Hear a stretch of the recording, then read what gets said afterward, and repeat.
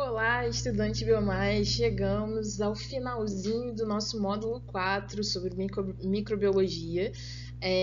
O nosso projeto quarentena está chegando ao final, mas se inscreve no canal porque nós vamos continuar postando vídeos sobre os principais tópicos do Enem, vestibular, profissão, tudo que você precisa aí para poder seguir com a sua carreira de vestibulando, digamos assim.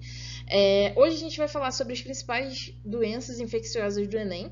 É um tópico bastante interessante que cai bastante, né? Por isso tem uma videoaula inteira só para isso. Então já pega seu caderno, anota tudo que tiver dentro desse slide, porque aí você vai arrasar no Enem. Primeiro de tudo, gente, tem que estar claro na nossa mente o que são doenças infecciosas. Se você não souber disso, não adianta nada a gente prosseguir falando sobre as principais doenças, né? Então, para definir, elas são sinais, sintomas, alterações fisiológicas, bioquímicas, teciduais por conta das lesões causadas por um agente infeccioso e, consequentemente, da reação do corpo daquele indivíduo que está recebendo, né, esse agente infeccioso para tentar combater, para tentar eliminar esse micro-organismo, beleza? As doenças infecciosas, gente, não são causadas só por vírus ou só por bactérias. Elas são causadas também por fungos, por protozoários, por vermes. Então, dentro desse ambiente de doenças infecciosas, nós temos vários tipos de micro-organismos. Dentro da nossa aula, a gente vai falar sobre os principais que caem no Enem e por que elas são as principais que caem no Enem. Porque são as doenças mais recorrentes no nosso país. São doenças tropicais, são doenças que mais ocorrem no nosso país mesmo, certo? E, como brasileiros, a gente precisa saber por que elas são causadas, como que a gente deve evitar a transmissão dessas doenças e como a gente pode tratar dessas doenças também, né? Para tentar diminuir a incidência delas no nosso país. Eu dividi, gente, para ficar bem resumido para você, bem didático mesmo, entre agente etiológico, vetor e profilaxia. O que é isso? O agente etiológico vai ser o micro-organismo que vai causar aquela doença, beleza? O vetor é aquele animal, geralmente é um animal, né? Que vai transmitir aquela doença, vai carregar aquela doença, aquele agente etiológico, na verdade, né? Vai carregar aquele micro-organismo e vai transmitir esse micro-organismo. A profilaxia são modos de prevenção a essa doença, tá bom? É um nome bonito aí, você não fala mais de forma de prevenção, você fala métodos ou alternativas profiláticas, beleza? Profilaxia. E aí, na febre amarela, a gente tem como agente etiológico, micro-organismo causando essa doença, um vírus que se chama amarilico, beleza? Você não precisa gravar que ele é um arbovírus, nem nada disso, coloquei só a título de curiosidade, mas você precisa saber que a febre amarela é causada por um vírus, beleza? Além disso, gente, a febre amarela ela é dividida em duas formas de transmissão, dois tipos de febre amarela.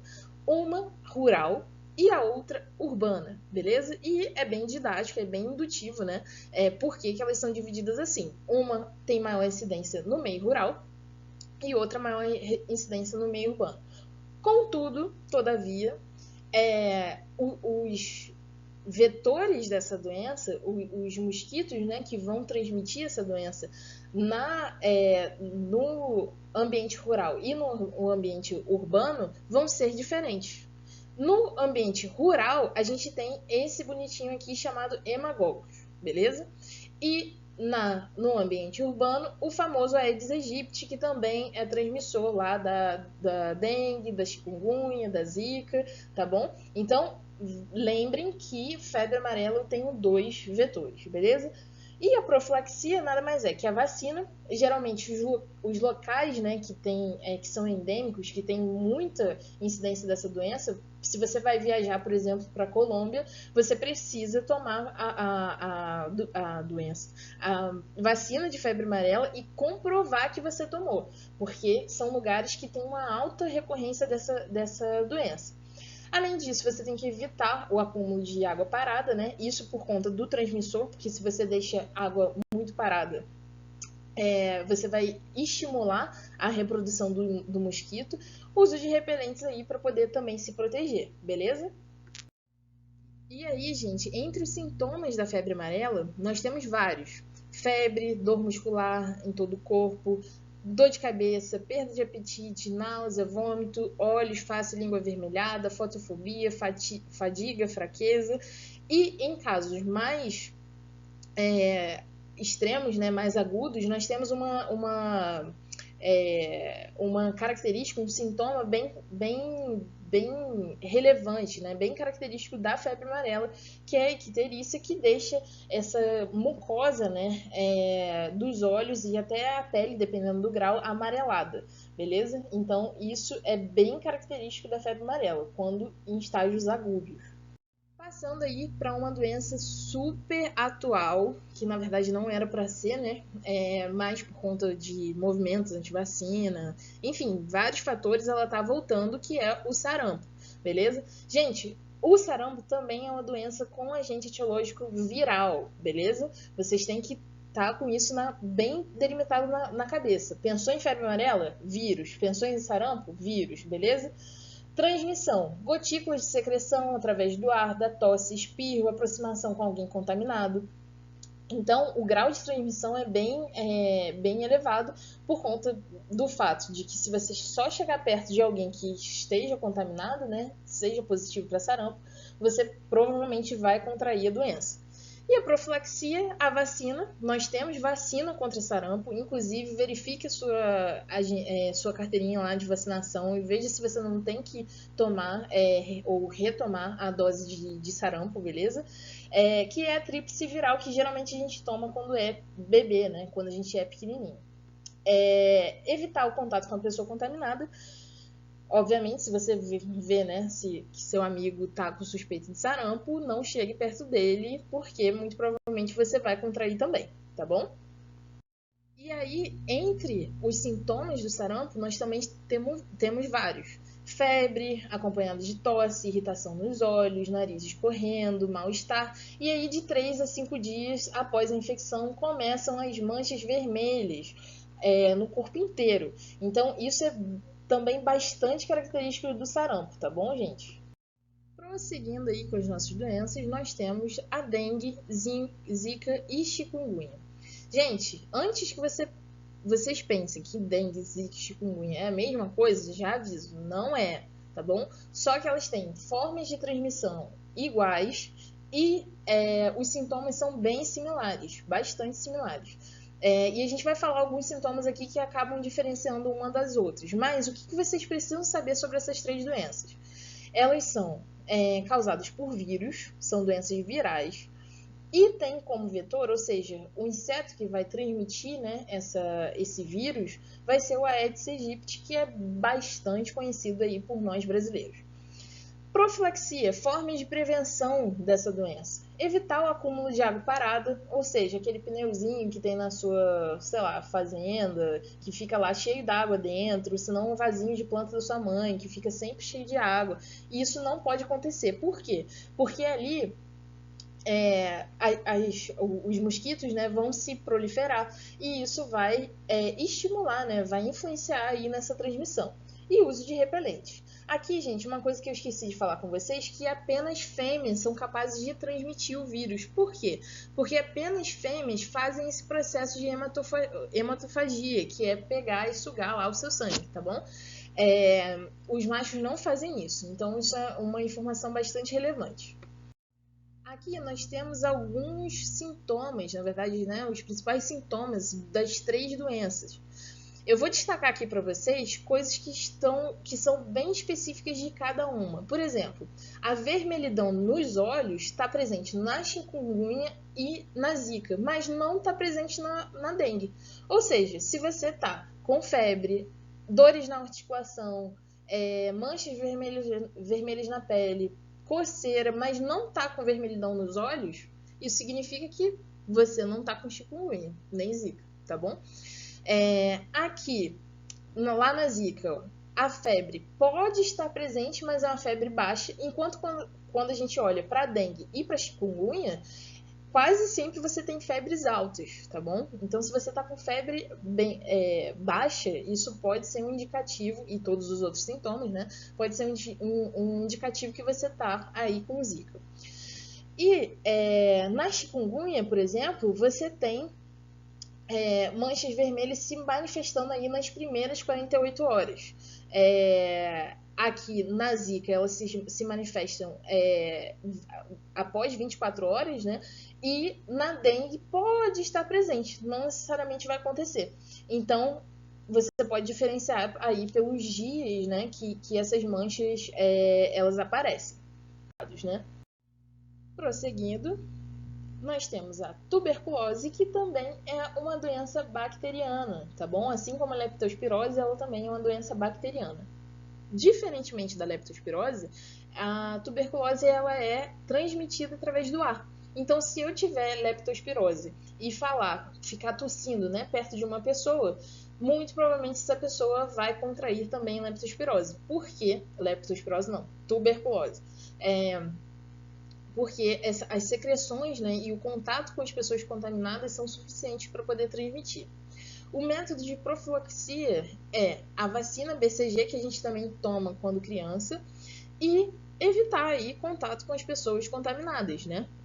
Então vejam a importância da BCG na nossa vida, porque ela vai não só proteger, né, contra a tuberculose, mas é uma das doenças que a BCG vai nos proteger aí para o resto da vida. Dentro dos sintomas, nós temos produção de catarro, tosse intensa, febre, sudorese, cansaço, dor no peito, falta de apetite, emagrecimento, escarro com sangue em casos mais graves. Tem tratamento, tá bom, gente? Quem tem tuberculose faz um tratamento aí de mais ou menos uns 6 meses, é um tratamento bem intenso, mas tem cura, tá bom? Seguindo com as nossas doenças, vamos falar agora sobre doença de Chagas. Doença de Chagas, diferentemente de todas que a gente falou até aqui, ela vai ser causada por um protozoário chamado Trypanosoma cruzi, beleza? A transmissão vai ser pelo famoso barbeiro, lembra dele? Vocês já devem ter ouvido falar sobre ele, que é um inseto, tem uma fotinha no próximo slide, que ele, quando ele entra em contato, né, com a nossa pele, ele acaba fazendo essa picada, né, a hematofagia que a gente fala, sugando sangue, e ao mesmo tempo ele defeca. E aí dentro das fezes dele vão estar lá, né, os protozoários Trypanosoma cruzi. E aí os protozoários vão entrar na sua pele e fazer todo o ciclo que eles vão fazer para te deixar doente, né? E aí, o que você pode fazer para se proteger, né, disso? Combater a proliferação do inseto, que é o grande vetor do protozoário. Como que você faz isso? Com mosquiteiros, inseticidas, telas. Isso é muito frequente no norte do país, tá, gente? Que geralmente o pessoal tem aquelas casas, né, de pau a pique, casas que acabam chamando muito esse inseto, e as pessoas acabam tendo essa doença com bastante frequência. E aí, dentro dos sintomas, a gente tem vários: febre, mal-estar, inchaço nos olhos, inchaço vermelhidão no local de onde o inseto picou, né? Fadiga, irritação, dores no corpo, dor de cabeça, náusea, aumento do tamanho do fígado e baço. E, gente, o mais interessante, né, e triste dessa doença é que pode ser que você seja picado, sei lá, você tem 15 anos e você foi fazer alguma coisa na floresta e você contraiu o protozoário. Pode passar 10 anos, 15 anos e você não ter nenhum sintoma. E aí você começa a desenvolver esses sintomas depois de muitos anos que você contraiu o protozoário, e ele fica ali no seu sangue quietinho, né, sem fazer nada. Então é bastante importante pessoas que foram para áreas endêmicas, que tem muito essa doença, fazerem o teste, mesmo que não tenham nenhum sintoma, tá bom? Prosseguindo, agora falaremos sobre a malária. Malária também é causada por um protozoário, e dessa vez o nome do protozoário se chama Plasmodium, beleza?